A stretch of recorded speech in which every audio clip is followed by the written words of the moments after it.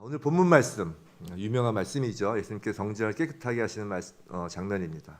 12절 저번 주에 12절을 안 했죠. 11절까지 하고 13절이 사실 성전을 깨끗하게 하시는 그 장면인데 12절부터 한 것은 이게 강해니까 하나라도 빠뜨리면 아쉬우실 것 같아서 간략하게만 정말 넘어가겠습니다. 여기 보면 이제 가버나움이 나오죠. 이것을 보시려면 마태복음 나중에 대개에서 돌아가셔서 보세요. 마태복음 4장 12절에서 16절까지 나온 말씀이 이 한 줄로 딱 나온 거예요.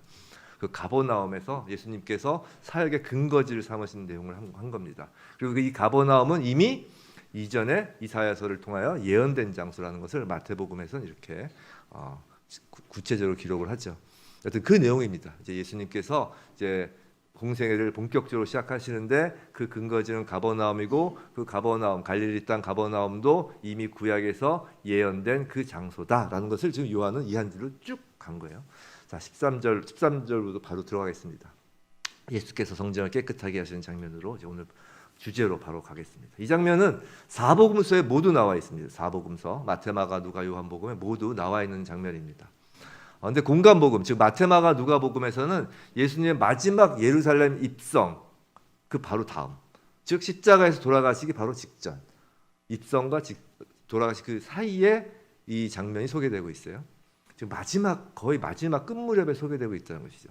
반면 요한복음 오늘 본문에서는 보시면 아시다시피 2장에 있어요. 2장. 그것도 가나의 혼인잔치 첫 표적 바로 다음에 소개되고 있습니다. 이거에 대해서는 그 두 가지 견해가 있어요. 뭐냐면 예수님께서 성전 정화를 두 번 하셨다. 초기에 한 번 하시고 후반부에 한 번 하셨다.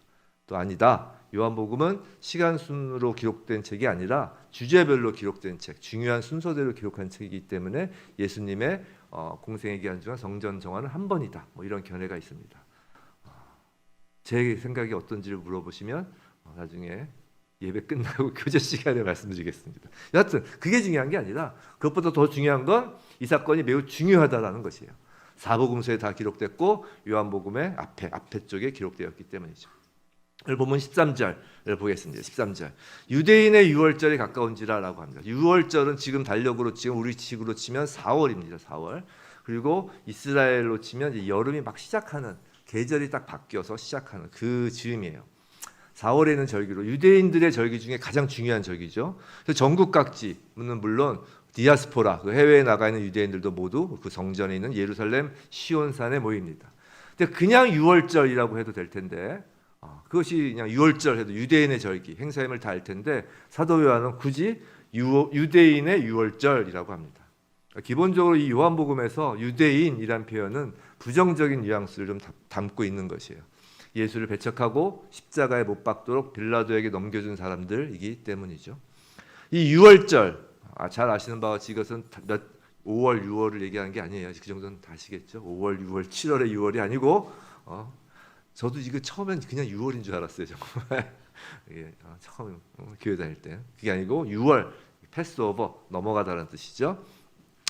유대인들이 그 옛날 이집트 노예 생활을 할 때 하나님께서 모세를 보내요. 그들을 구출해내시는 사건에서 어린 양의 피를 문설주와 임방에 발라 죽음의 사신이 유대인의 집을 넘어간 것을 기억하는 절기다라는 것이에요. 자, 출애굽 당시 어린 양의 피를 통해 유대인들은 구원을 받았습니다. 그것을 기념하는 6월절에 성전에 가서 동물들로 제물로 바치고 그 동물의 피로 백성들의 죄가 용서받는다라는 성전 문화의 성전 그 신앙의 아주 핵심인 것입니다. 자, 그런데 예수님께서 유대인의 유월절을 지키기 위해 예루살렘으로 올라가셨다는 것이에요. 예수님이 누구신데? 하나님의 아들이신데 유월절을 지키러 가셨다는 것이에요. 이것은 바로 예수가 구약의 율법을 폐하러 오신 것이 아니라 그것을 완성하기 위하여 오셨다는 것을 보여주는 것입니다. 자, 이제 성전, 그다음에 동물들, 제물, 그리고 구약의 제사, 이것은 소위 말해서 모델 하우스와 같은 거예요. 모형이에요. 모형.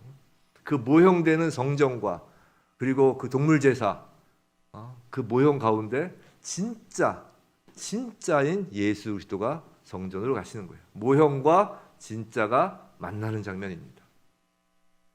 14절. 성전 안에서 소와 양과 비둘기 파는 사람들과 돈 바꾸는 사람들이 앉아 있는 것을 보시고, 자, 여기서 성전 아니라고 하였는데 이 성전, 여기서 번역된 성전은 이 본문 이후에 나오는 성전과 다른 단어를 씁니다. 그 예루살렘 성전은 성전 본 건물이 있는 그 본 건물인 나오스, 그것은 나오스라고 하고요. 건물 밖에 성전 범위, 성전 구역 전체를 히에론이라고 합니다. 히에론. 그 히에론에는 그 본 건물 밖에 위치한 이방인의 뜰이 있어요. 그 히에론 구역에. 근데 본문 14절에서는 거기서 성전은 그 나오스, 본 건물이 아니라 히에론이라는 단어를 써요. 즉 이방인들은 성전 본 건물인 나오스로 들어가지 못하고 성전 건물 밖 히에론에 포함된 이방인의 뜰에서만 기도할 수 있었을 뿐이죠. 근데 그 히에론에 해당하는 이방인의 뜰에서 소와 양과 비둘기를 팔고 돈 바꾸는 사람들이 있었다는 것이에요. 시장판이 형성되어 있었다는 것이죠. 자, 성전의 시장판이 형성된 배경은 이렇습니다. 유대인들은 당시 성전세를 냈어요. 성전세를. 근데 당시 로마 제국에서 통용되는 화폐에는 로마 황제의 얼굴이 새겨져 있어서 이것을 성전세로 사용하는 것을 신성 모독이라 해서 사용하지 못하게 했죠. 그래서 성전세에 쓰이는 화폐인 세겔로시 지불해야 했던 것이에요. 당연히 환전소에서 필요한 것이에요. 돈 바꾸는 사람들이 필요한 거예요. 그러니까. 또한 희생제물로 소, 양, 비둘기들을 가지고 멀리 다른 지방에서 이제 예루살렘까지 와야 되는데 그건 쉬운 일이 아니었습니다. 제물로 쓰이는 동물들은 흠이 없어야 했는데 오는 도중에 상처가 날 수 있죠. 가지고 오는 것 자체도 만만치 않았어요.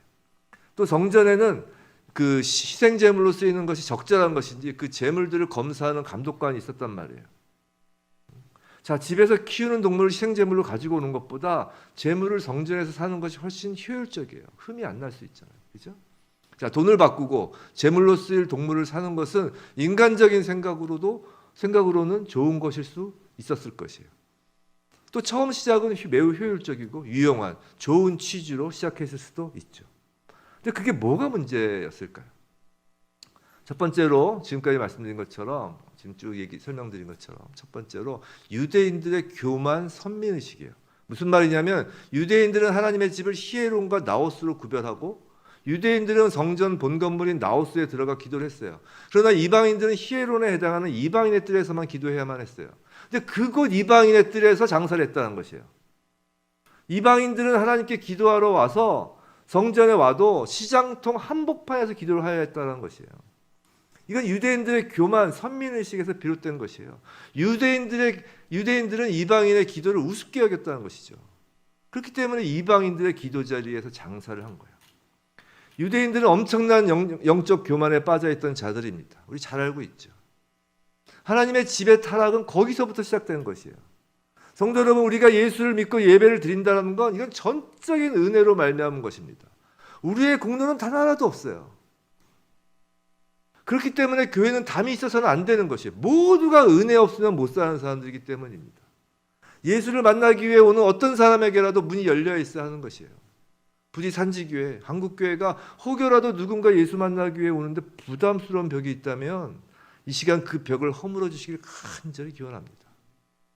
진정한 아버지의 집으로 회복시켜 주시길 간절히 기도합니다. 다음으로 성전에서 장사하는 것의 두 번째 문제는 이 처음에 좋았던 동기와는 달리 시간이 갈수록 부패해질 수밖에 없는 인간의 욕심 때문이죠. 성전에서 장사를 하는 것을 아무에게나 시킬 수 없었을 거예요. 당연히 아무나 막 할 수는 없잖아요. 당연히 정해진 사람들이 할 수밖에 없죠. 그런 가운데 성전에서 장사하는 사람들로부터 이 성전을 관리하는 대제사장 등 유대 지도자들이 그 종교 지도자들이 소위 말해서 뇌물을 받는 거예요. 경제의 기회를 받게 되는 것입니다. 환전소의 수수료는 점차로 오르게 되었죠. 거의 50%에 해당했다고 해요. 그 당시에. 그러니까 100원을 바꾸면 50원을 내야 된다는 것이에요. 그 수수료로.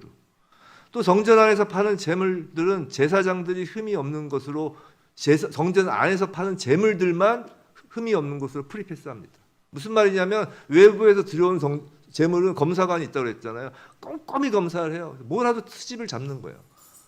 근데 성전 안에서 파는 동물들은 대충 보고 그냥 다 프리패스하는 거예요. 자기네들이 파니까. 당연히 독과점이 되죠. 성전 밖에 있는 시장에서 파는 재물보다 성전 안에서 파는 재물의 가격은 높을 수밖에 없는 것이 엄청난 폭리를 취하게 된 것입니다. 성도 여러분, 속죄라는 이 영혼의 문제를 두고 막대한 수입을 거둬들였던 것이에요. 성전세를 세겔로 바꾸지 않고는 제사를 드릴 수 없죠. 재물을 성전에서 사지 않고는 제사를 드릴 수 없어요. 유대인의 입장에서 제사를 드리지 않는다는 건 죽는다는 의미예요. 마치 우리가 예배 없이 기도 없이 영적으로 살 수 없는 것과 마찬가지라고요.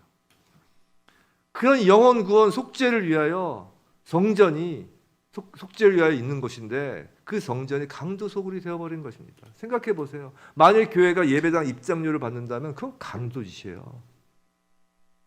성도 여러분, 만약에 산지교회가 헌금만 하면 예배당 오지 마세요 그러면은 산지교회를 불태우세요.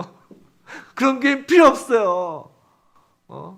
11조 안 내면 예배 오지 마세요. 그럼 그런 교회 가지면 안 돼요. 헌금 명단 쫙 해가지고 올리는 거 그거 강도짓이에요. 만일 교회가 직분을 돈으로 사고 팔면 그것 또한 강도짓입니다. 만일 교회가 돈으로 구원을 팔면 강도짓이라고요. 로마 카톨릭을 보세요. 성직 매매하고 면죄부 팔 정도가 되니까 종교개혁을 하나님께서 허락하시잖아요. 예나 지금이나 똑같습니다. 혹시 지금 이 땅에 예수님이 다시 오신다면 어떠실까요? 다시 노권을 만들어서 휘두르지 않으실까요? 지금 현대 교회, 우리 현재 이 교회도 얼마든지 본문 당시 유대인의 성전과 같은 그 길을 밟을 수 있어요. 아니 밟고 있는지도 몰라요. 가난하면 장로가 안 되나요? 출석교인 성도 수에 맞춰서 교회를 사고 팔기도 하나요? 신도시의 교회 건물을 신축하면 그 지역 땅값이 올라 교회 재산이 많아져서 교회 분열이 시작되나요? 교단에서 돈 많은 교회 입김에 따라 교단 회의 결과가 좌지우지되는 걸 보시나요? 교단 회장단 선거에서 돈 봉투가 오고 가는 것을 보시나요? 이런 걸 너무 많이 보시나요? 이제 무감각해지시나요? 이 땅의 교회를 위해 전심으로 기도해야 하는 것입니다.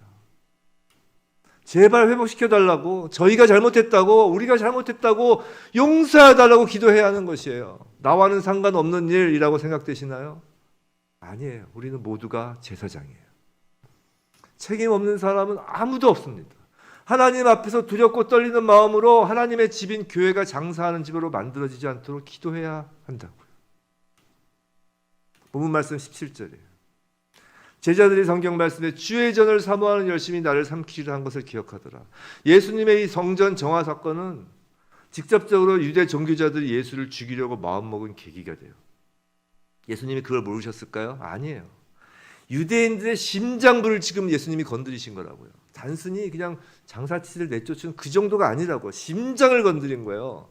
예수님이 성전에서 동물을 내쫓고 돈을 쏟으시며 상을 엎으실 때 이 세 가지 단어가 예수님이 하신 행동, 즉 성전 자체를 내쫓고 하나님 나라에서 내쫓고 성전에 있는 그 모든 거짓을 내쏟아버리시며 그 상을 엎어버리셨다고요. 그때 유대 종교자들은 아마 경악하였을 거예요. 자신들의 권위에 정면으로 도전한 것이니까요. 그뿐 아니에요. 사실 솔직히 자신들의 돈줄을 건드린 거니까요. 그래서 유대 종교 지도자들이 예수를 죽이기로 결정한 거라고. 무슨 어마무시한 명분돼서 이렇게 죽인 것 같지만 유대인들 입장에서 사실 돈 때문에 죽인 거라고요. 예수님은 목숨을 걸고 이 성전 정화 이 일을 하신 겁니다. 제자들이 후일 예수님이 부활 승천하신 후 이때 일을 회고하니 예수님의 이 행동이 아버지의 집을 향한 예수님의 뜨거운 사랑, 그 열심이었음을 알게 된 것이에요. 그래서 방금 읽은 17절 말씀은 시편 69편 9절 주의 집을 위하는 열성이 나를 삼키고 라는 그 시편의 말씀이 예수님을 통하여 일어났음을 깨닫게 된 것이죠. 18절, 자 유대인들은 도대체 예수가 무슨 권위로 이 일을 하는지 따지는 것이에요. 유대인들이 대답하여 예수께 말하기를 내가 이런 일을 행하니 무슨 표적을 우리에게 보이겠느냐. 여기 대답하여라고 되어 있는 원어는 따져 묻듯이 이렇게 하는 그 표현이에요. 뉘앙스가. 따지는 거예요. 예수님한테. 뭐라고 따지는 건가요? 너가 대제사장보다 높은 자냐? 이것은 다 장사하는 것은 다 대제사장의 그 권한 하에서 하는 건데 너가 도대체 뭔데 이러느냐. 자, 대제사장보다 높은 분은 하나님 위에밖에 없는데 넌 도대체 무슨 권위로 이 일을 하느냐. 너가 이런 권위가 있다면 권한이 있다면 표적을 보여라 라는 것이에요. 근데 이 질문에 예수님은 복음의 정수를 말씀하시죠. 그것이 오늘 본문 말씀 19절 말씀입니다. 우리 함께 읽어볼까요? 시작. 예수께서 대답하여 이르시되 너희가 이 성전을 헐라 내가 사흘 동안에 일으키리라. 자, 이 말씀에 대하여 제자인 사도 요한은 설명을 계속하여 덧붙입니다. 20절, 21절. 자, 20절 유대인들이 이르되 이 성전은 46년 동안의 지역건을 내가 3일 동안에 일으키겠느냐? 조롱하는 것이죠. 그래서 예수께서 뭐라고요? 성전된 자기 육체를 가리켜 말씀하신 것이라 라고 사도 요한이 그 설명까지 붙여주시는 거예요. 자, 사도 요한은 예수님의 십자가 죽음과 부활을 목격한 증인이죠. 그리고 이 요한복음은 맨 마지막 쓰인 성경입니다. 거의 맨 마지막 부분. 그러니까 예수님께서 다 부활하시고 그 다음에 예루살렘 성전 다 무너지고 예루살렘 성전 AD 70년에 무너지잖아요. 그 이후에 기록된 책이란 말이에요. 그러니까 이런 것을 기록할 수 있는 거예요. 사도 요한이. 22절 죽은 자 가운데 살아나신 후에야 제자들이 말씀하신 것을 기억하고 라고 합니다. 사도 요한은 22절에서 말하는 그 제자들 중 한 명이죠. 그리고 예수님 그 자신이 성전이었다. 예수님이 바로 성전이었구나라는 것을 알고 있는 자였던 것이에요. 더욱이 사도 요한은 그 요한계시록에서 이제 새 하늘과 새 땅을 보잖아요. 그 새 하늘과 새 땅에서 새 예루살렘 성이 임하는 장면을 환상 가운데 봐요. 근데 새 예루살렘 성이 내려오는데 그 성 안에는 뭐가 없었어요? 성전을 찾아볼 수 없었다고 해요. 요한계시록 21장 22절에 나오는 말씀입니다. 성 안에서 내가 성전을 보지 못하였으니 이는 주 하나님 곧 전능하신 이와 및 어린 양이 그 성전이심이라 라고 하잖아요. 이제 구약 시대와 같은 건물로서의 성전은 없는 거예요. 하나님과 어린 양 예수께서 성전 자체이신 겁니다. 예수님 승천 이후 아까 말씀드린 것처럼 실제로 역사 속에서 기원 후 70년 로마군에 의해 이스라엘 성전은 파괴되죠. 예수님께서 예언하신 대로 돌 위에 돌 하나도 남지 않게 되었습니다. 그리고 지금은 그 자리에 이슬람 사원을 떡하니 하나님이 허락하셨어요. 짓지 마라 이거예요. 성전 짓지 마라. 꿈도 꾸지 마라. 라고 아예 이슬람 사원을 거기다 떡하니 갖다 놓으셨어요. 아직도 그 이스라엘이 그곳을 뺏지 못하고 있죠. 뭐 제3성전 짓는다고 하죠. 그게 징조예요. 그건 맞아요. 절대 그 제3성전 짓는 게 마치 우리 기독교와 예수님과 관련 있는 것처럼 생각하시면 그건 정말 오해예요. 예수님이 오신 이후로 성전은 없는 거예요. 눈에 보이는 성전은 없는 것이에요. 오직 예수 그리스도만이 성전, 아버지의 집인 것입니다. 예수 그리스도의 죽음과 부활, 지금 그것을 오늘 본문에서 말씀하신 거예요. 자, 그런데 예수 그리스도의 죽음과 부활, 지금 2장에선 그 예수 그리스도의 죽음과 부활, 복음을 두 가지로 지금 얘기를 하고 있는 거예요. 시작하면서 시간적 순서와 상관없이 사도 요한은 예수님의 공생애 중에 매우 중요하다고 생각해서 오늘 본문을 이 초반부에 기술했다고 말씀드렸어요.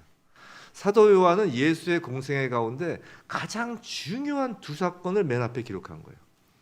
하나는 예수님의 공생애 중 첫 표적으로 가나의 혼인잔치, 그 물이 포도주로 변하는 표적이고, 그리고 바로 이어서 오늘 장면이죠.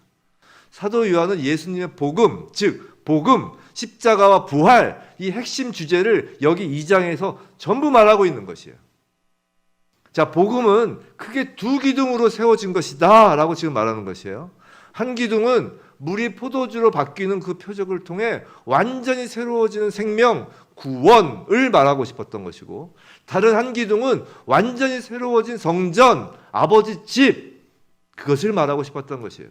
성도 여러분, 복음은 단순히 인간 쪽에서 죄를 용서받고 구원받았다라는 그 기쁜 소식에 그치는 것이 아니라 하나님 아버지 쪽에서 하나님 아버지의 집을 온전하게 이루신 그 하늘의 영광이 되는 하늘의 기쁜 소식이라는 것이에요. 복음은 두 축인 거예요. 그래서 그것을 2장에서 다 보여주고 있는 것이에요. 그래서 이제 그 하나님의 집, 성전, 그 온전해진 성전이 그럼 이 땅에서 어떻게 나타날까? 그것이 고린도전서 3장 16절 유명한 말씀이죠. 너희는 너희가 하나님의 성전인 것과 하나님의 성령이 너희 안에 계시는 것을 알지 못하느냐.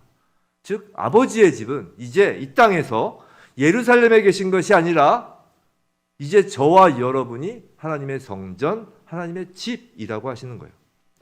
우리 각자가 성전인 것뿐만 아니라 하나님 자녀의 공동체인 교회가 예수 그리스도의 몸, 예수 그리스도의 몸이 교회라고 했죠. 그 예수 그리스도의 몸된 성전인 것이에요. 자, 그럼 성전인 우리가 무엇을 하여야 할까? 지금까지 제가 좀 빨리 막 진행했죠. 뭔가 허겁 하는 것처럼. 왜냐하면 이제 본론을 해야 되기 때문에 그래요. 사실 지금까지 내용은 좀 교회 좀 다니시고 어느 정도 설교 좀 들어보신 분들은 다 아시는 내용이었을 거예요.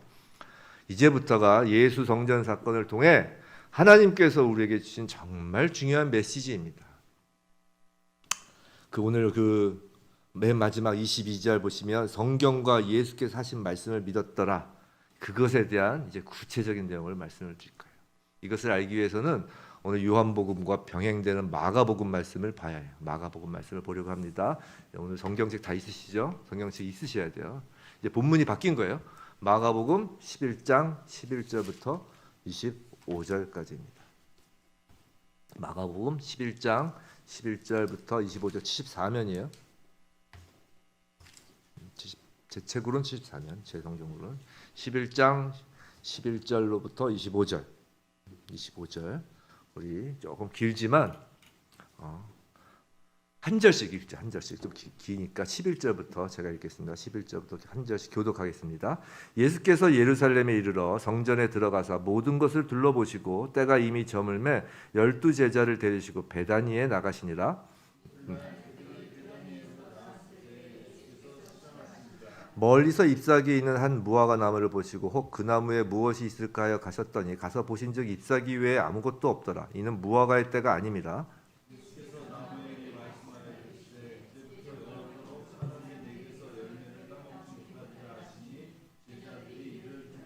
그들이 예루살렘에 들어가니라. 예수께서 성전에 들어가서 성전 안에서 매매하는 자들을 내쫓으시며 돈 바꾸는 자들의 상과 비둘기 파는 자들의 의자를 둘러 엎으시며 아무나 물건을 가지고 성전 안으로 지나다 허락하지 않으시고 이에 가르쳐 이르시되 기록된 바 내 집은 만민이 기도하는 집이라 칭함을 받으리라고 하지 아니하였느냐. 너희는 강도의 소굴을 만들었도다 하시매 대제사장들과 서기관들이 듣고 예수를 어떻게 죽일까 하고 꾀하니 이는 무리가 다 그의 교훈을 놀랍게 여김으로 그를 두려워하밀러라. 그리고 날이 저물매 그들이 성 밖으로 나가더라. 그들 아침에 지나갈 때 무화과 나무가 뿌리째 마른 것을 보고 베드로가 생각이 나서 여짜오되 랍비여 보소서 저주하신 무화과 나무가 말랐나이다. 예수께서 그들에게 대답하여 이르시되 하나님을 믿으라. 내가 진실로 너희에게 이르노니 누구든지 이 산더러 들려 바다에 던져지라 하며 그 말하는 것이 이루어질 줄 믿고 마음에 의심하지 아니하면 그대로 되리라. 그러므로 내가 너희에게 말하노니 무엇이든지 기도하고 구하는 것은 받은 줄로 믿으라. 그리하면 너희에게 그대로 되리라. 함께 하겠습니다. 서서 기도할 때 아무에게나 혐의가 있거든 용서하라. 그리하여 하늘에 계신 너희 아버지께서도 너희 허물을 사하여 주시리라 하시니라. 아멘. 아까 말씀드린 것처럼 이 성전 정화 사건은 마태, 마가, 누가, 요한복음에 다 있습니다. 근데 방금 읽은 성경 말씀은 무화과 나무 저주 사건이에요. 이 구절은 사실 해석이 쉽지 않은 부분이 좀 있죠. 근데 이 무화과 나무 저주 사건 그 한 가운데에 성전 정화 사건이 기록되어 있음을 유념해야 합니다. 제가 자주 말씀드렸죠. 유대인들의 글쓰기 방법 중에 샌드위치식 구조가 있다고. 이 성전 정화 사건만 가운데서 쏙 빼면 무화과 나무를 저주하시고 무화과 나무가 뿌리채 마르는 그 장면이 쭉 이어져요. 근데 그 사이에 성전 정화 사건이 툭 끼어들었다는 것이죠. 이 성전 정화 사건 이게 주제인데 이것에 대해서 앞뒤 무화과 나무가 설명해주고 있다는 것이에요.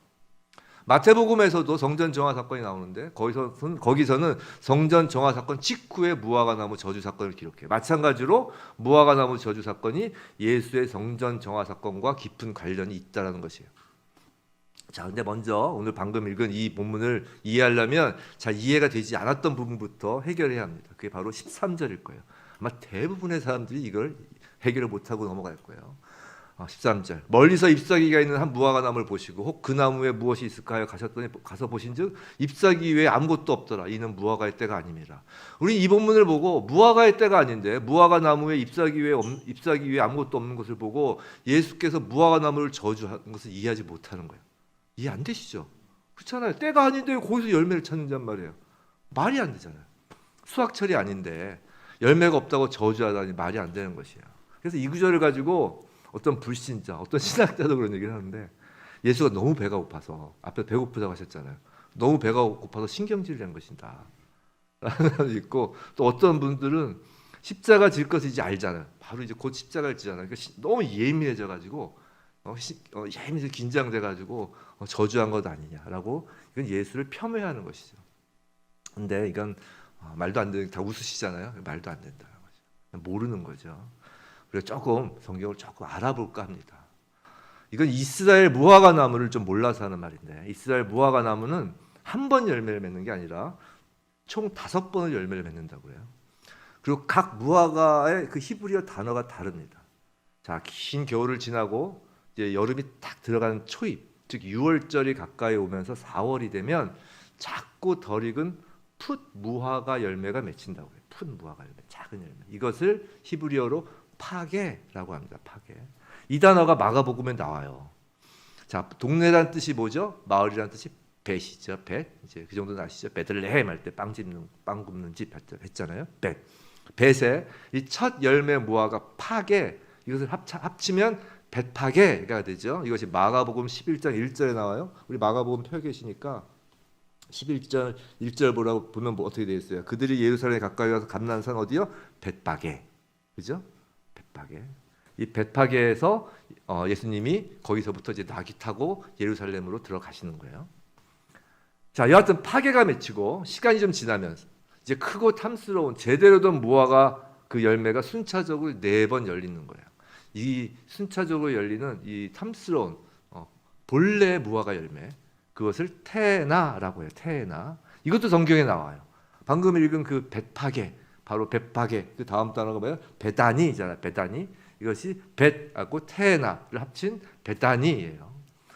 방금 읽은 그 마가복음 11장 무화과 저주가 있었던 동네가 어디라고 되어 있죠? 그 12절 보시면 이튿날 그들이 베다니에서 나왔을 때 예수께서 시장하신 줄 알아요.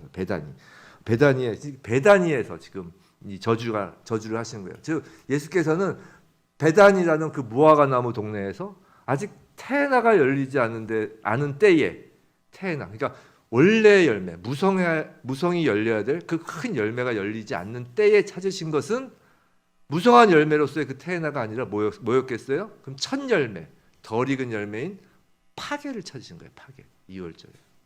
근데 그 무화과 나무는 잎사귀만 무성할 뿐 그 당시에 열려야 할 첫 열매인 파게가 없다는 것이에요. 파게가. 그 파게가 열리지 않으면 이후 추수 때 무성이 열려야 할, 그때 제대로 열려야 될 그 열매인 테나도 당연히 없는 거예요.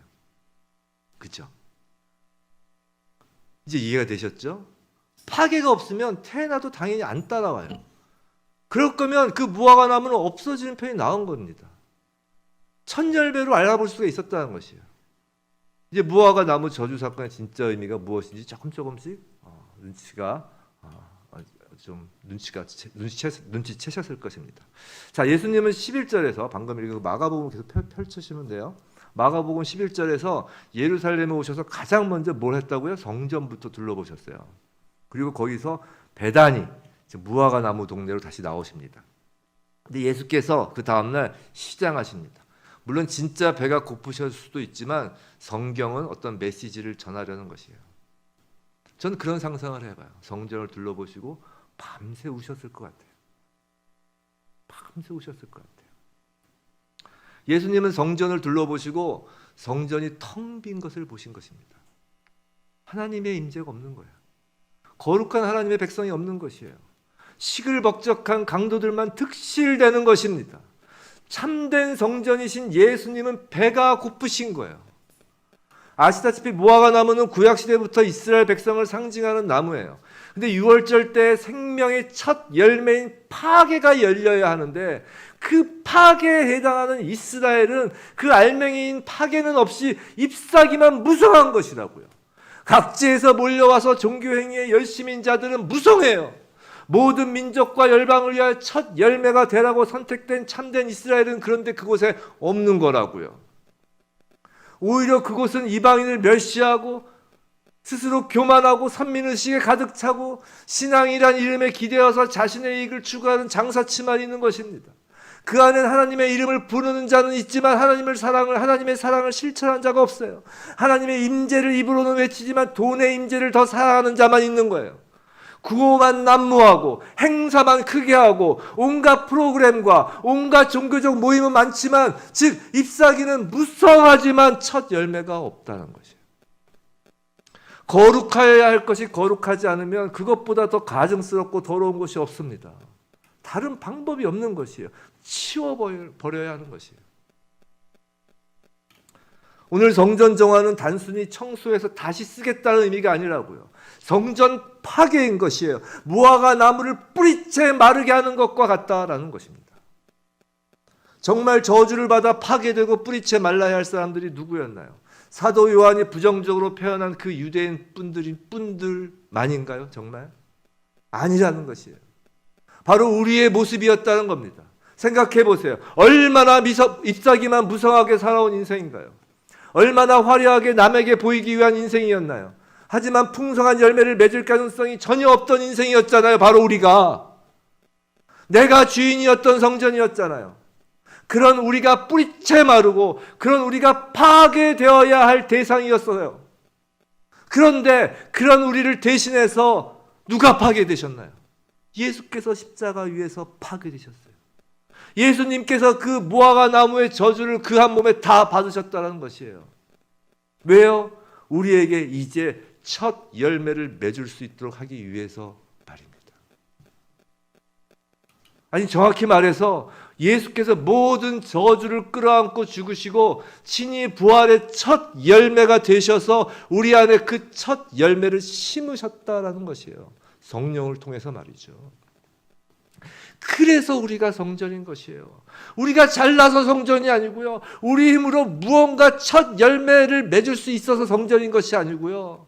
우리는 아무리 해도 첫 열매조차 맺을 수 없는 그 찍어버려야 될 무화과 나무였음에도 불구하고 예수께서 아예 당신이 첫 열매가 되셔서 성령으로 우리 안에 들어오신 거라고요. 그래서 우리를 성전이라 하시는 거라고요. 그렇다면 성전된 우리가 할 일은요. 하나님의 집 성전이 마가복음 오늘에서 뭐라고 그랬어요? 17절에 내 집은 만민이 기도하는 집이라고 했잖아요. 달라진 거 없어요. 하나님의 집은 이제 성전된 우리는 바로 기도하는 집인 것이에요. 기도하는 것이 성전의 역할인 것입니다. 자, 그럼 무슨 기도가 중요할까요? 무슨 기도를 해야 될까요? 예수님은 그것을 오늘 가르쳐 주신 거예요. 예수께서 마가복음의 무화과 나무 저주 이후에 제자들의 물음에 대한 대답으로 그것을 알려주신다고요. 마가복음 11장 22절 23절이에요. 먼저 하나님을 믿으라고 그러죠. 이 믿음이 먼저예요. 22절 예수께서 그들에게 대답하여 이르시되 하나님을 믿으라. 그리고 무엇을 얘기하세요? 그 믿음으로 이 산을 바다에 던지라 하시는 거예요. 이게 기도예요. 근데 여기서 산은 그냥 산이 아니잖아요. 뭐라고 되어 있어요? 이 산이라고 했잖아요. 이 산. 누구든지 이 산더러 들리어. 이 산이에요. 이 구절을 가지고 산 움직여 보겠다고 막 기도하는 분들 계시다는데 뭐 0.0001mm가 움직여 그 움직여서 뭐 하시겠어요? 집 뒷동산을 움직여서 뭐 하시겠냐고요. 이게 무슨 산을 의미하는 거예요? 이제 눈치채셨죠? 이게 바로 구약 성전에 있는 그 쉬운 산을 얘기하는 것이에요. 나를 드러내고자 했던 모든 형식적인 종교주의, 선민주의, 다른 사람을 구별하고 비하하고 그러면서 종교의 이름으로 장사하는 것들, 매매하듯이 신앙생활을 겉으로 잘하면 마치 하나님께 무슨 채권이라도 생긴 듯 자기 유익을 내놓으라고 하나님께 강도처럼 구는 그런 모든 것들을 바다에 던져버리라는 것입니다. 첫 열매조차 맺히지 못했던 그 모든 가짜 믿음, 가짜 신앙을 들리어 바다에 던져버리라는 것이에요. 그 산을 들어 바다에 던져지라고 믿음으로 기도하면 그대로 된다라는 것이에요. 왜냐하면 이제 너희 안에 성령이 있으니까요. 첫 열매가 너희 안에 있으니까요. 너희들이 기도하면 아직도 붙잡고 있었던 그 옛 성전의 모습을 버리라고 기도하면 버려진다라는 것이에요. 그 시온산 구약의 성전을 믿음으로 던져 버리면 그 다음에 24절이 있는 것이라고요. 24절 우리 늘 이것만 보죠. 그러므로 내가 너희에게 말하노니 무엇인지 기도하고 구하는 것은 받은 줄로 믿으라. 그리하면 너희에게 그대로 되리라. 그러므로 우린 접속사를 늘 빼요. 이게 그러므로입니다. 무엇이든지 기도하고 구하는 것은 받은 줄로 믿으라고 하십니다. 언제? 구약의 성전 그 시온산을 내버렸을 때 말이에요. 왜 무엇인지 기도하면 이제 받은 줄로 믿으라, 받을 수 있다는 것인가요? 이제 기도하는 것이 달라진 것이에요. 이제 기도하는 무엇이든지 다 추수 때의 열매와 관련된 기도일 것이기 때문이에요. 첫 열매를 맺지 못한 무화과 나무는 이제 뿌리채 말라 죽었고, 이제 첫 열매를 품고 오직 추수할 때의 그 추수할 풍성한 열매 맺기에만 집중하는 진짜 성전이 너희들이다 라고 하시기 때문이에요. 그래서 너희가 가짜면 열매가 없을 것이고, 너희가 진짜 성전이면 무엇이든지 기도하고 그 구하면 열매가 맺힌다라는 것이라고요. 그리고 마지막으로 첫 열매를 품은 그리스도의 몸된 교회 성도가 반드시 구하여야 할 것을, 이 산을 결론적으로 하나로 묶어서 말씀하시는 거예요. 25절 우리 한번 읽어볼까요? 시작. 서서 기도할 때 아무에게나 혐의가 있거든 용서하라. 그리하여야 하늘에 계신 너희 아버지께서도 너희 허물을 사하여 주시리라 하시니라. 이게 결론이에요. 이게 성전 정화 사건의 결론이라고요. 용서에 대한 말씀으로 결론을 맺고 있는 거라고요. 생각해 보세요. 용서하지 못하는 마음, 이것이야말로 정말 산처럼 우리 마음속에서 움직이지 않는 가장 큰 산인 것을 누구보다 예수님이 알고 계신 거예요. 구제해요. 헌금해요. 교회 봉사 합니다. 아프리카까지 가서도 그 굶어 죽어가는 아이들 끌어안고 울어요. 그런데 못하는 거 하나가 있어요. 용서하지 못하는 마음, 용서하는 마음을 못하는 거예요. 그러나 예수께서 십자가 위에서 무화과 나무의 저주, 그 성전에 대한 저주를 예수님께서 친히 모두 받으시며 하나님께 마지막으로 구한 것이 무엇이었나요? 바로 저들의 죄를 용서하여 주옵소서 아니에요.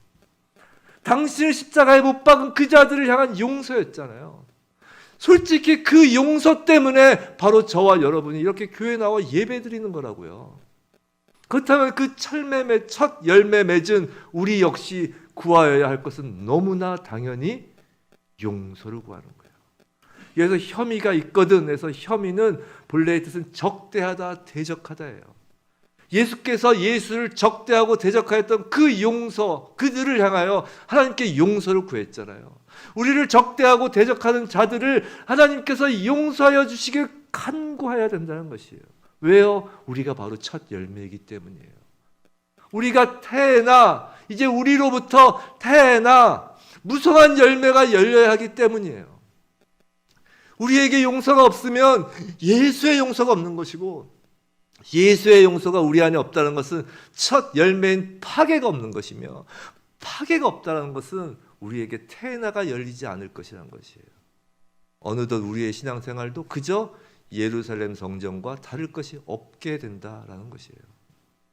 억지로 용서하라는 것이 아니에요. 하나님은 억지로 시키시지 않으세요. 바로 나라는 이 산을 들어 바다에 던져지라 라고 믿음으로 기도하면 나는 죽고 하나님의 용서가 내 안에서 그 일을 하실 것이라는 것이에요. 생각해 보세요. 나를 적대시하고 대적하는 자들에 대해서 끝까지 미워하고 앙심을 품는 그곳에 무슨 하나님의 임재 거룩이 있을 수 있나요? 여전히 나라는 이 큰 산을 마음 한가운데 떡하니 놓아두고 이것을 성전 삼아 이방인의 뜰로 경계를 세워두고 내게 좋은 것만 찾는다면 그걸 어찌 성전이라 할 수 있단 말이에요. 열매를 맺을 수 없다면 예수께서 뭐라고 하셨죠? 다른 말씀에서 찍어버리겠다라고 하셨어요. 사랑하는 성도 여러분, 우리는 성령을 받아 예수 그리스도를 주님으로 고백한 이 땅에 두신 하나님의 성전입니다. 이제 우리는 하나님의 집이에요. 기도하는 집입니다. 우리는 호흡이 멈춰 천국 가는 그날까지 기도하여야 하는 것이에요. 무엇을 기도한다고요? 여전히 우리에게 남아있는 그 산이 바다에 던져지길 기도해야 합니다. 믿음으로 그 기도를 할 때 반드시 그 산은 바다에 던져지는 거예요. 계속해서 나라는 산을 바다에 던질 때 우리의 대적자도 용서하여 주시길 구할 수 있게 됩니다. 그럴 때 무엇이든지 구하는 것을 받는 것이에요. 참된 성전으로서 말이죠. 그렇게 우리는 무성한 열매를 맺을 수밖에 없는 존재예요. 우리가 잘나서요? 아니에요. 첫 열매 되신 예수가 우리 안에 계시기 때문입니다. 부디 날마다 내 안에 첫 열매 되신 예수 그리스도 그 안에서 이 산더러 들려 바다에 던져지라 라고 믿음으로 기도하며 무엇이든지 구하는 것을 받은 줄로 믿어. 정말 기도한 그대로 풍성한 열매를 맺는 참된 성전에 우리 모두이길 주님의 이름으로 축원합니다.